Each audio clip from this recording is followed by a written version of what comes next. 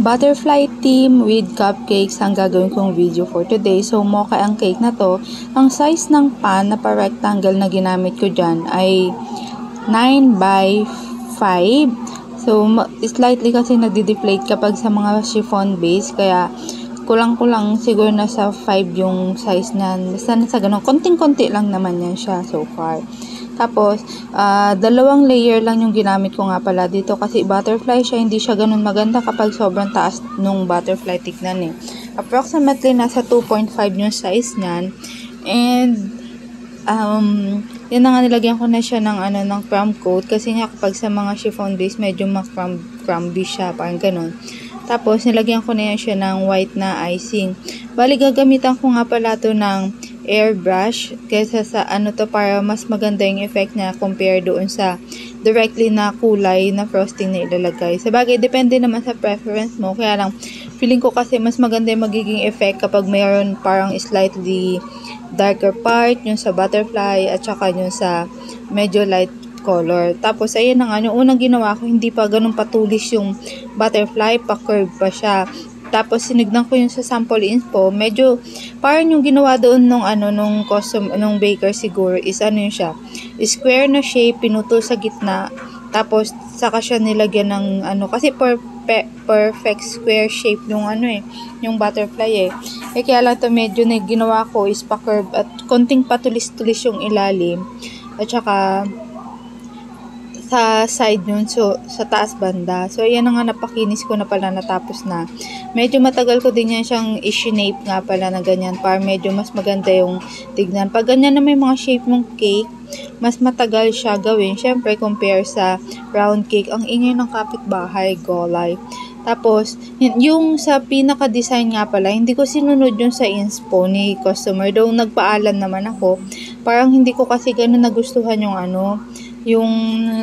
sample na sinend ni customer, para bang basta hindi ko siya ganun kabet. Kaya nagsuggest ako pati sa kulay kasi ang magbe-birthday ay 12 years old. Sabi ko lagyan ko siya ng konting touch of pink para kahit paano hindi naman siya ganun purple lang, 'di ba?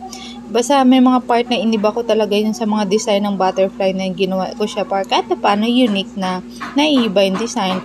Pati dyan sa may parang katawan ng butterfly na yan, hindi ko din sinunod yung sa inspo. Nagpaalam naman ako kay customer.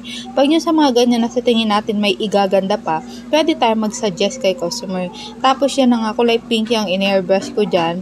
Pag sa mga ganyan na airbrush, make sure every after gamit natin, huhugasan, wag tamarin na hindi hugasan kasi yung kulay dyan, nagkaklag siya dun sa pin ng airbrush. Minsan, ang hirap lumabas or yun yung nagkukos na masira minsan. Kaya yung part na nga na yan, medyo naglolo ko na yung airbrush ko na yan eh. Malaking bagay na may airbrush talaga kasi medyo napapagaan yung pagtrabaho and mas na-enhance natin or na-upgrade natin yung gawa natin, 'di ba? So, mapansin niyo para may shadow effect na kulay pink at saka kulay purple, 'di ba? Tapos, yung kulay na yan sa gilid, yung sa pinaka-sample inspo ni customer, hindi ko siya totally ginaya. Medyo iniba ko pa din yung part ng design niya. Basta ganyan yan siya. So far naman, nagustuhan naman siya ni customer. Tapos, ito yung sa cupcake.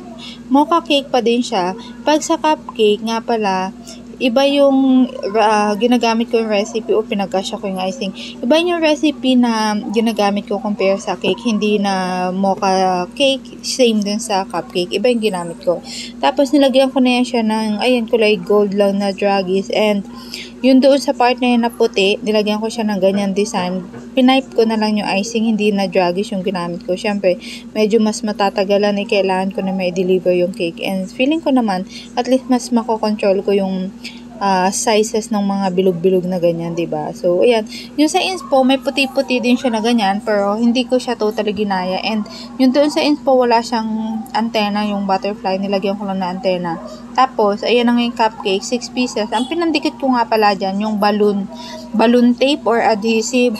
Ang dikit nun masyado, hindi ko ginamitan yun ng glucose kasi may time, lalo na pag mainit ang panahon, slightly nag-slide si glucose. Unlike dito kay balloon tape, sobrang dikit niya talaga. Parang touch move nga yun eh. Kasi pagkadikit mo, hindi mo na siya pwedeng tanggalin. Pag tinanggal mo siya, matutuklap na yun sa papel niya na metallic, ganun. Ito na yung kanyang pinaka-final outcome, 'di ba? So, ang cute naman niya. So far, nagustuhan naman siya ni customer. So, yun lamang, mami. Salamat sa inyo. Paalam. Michelle.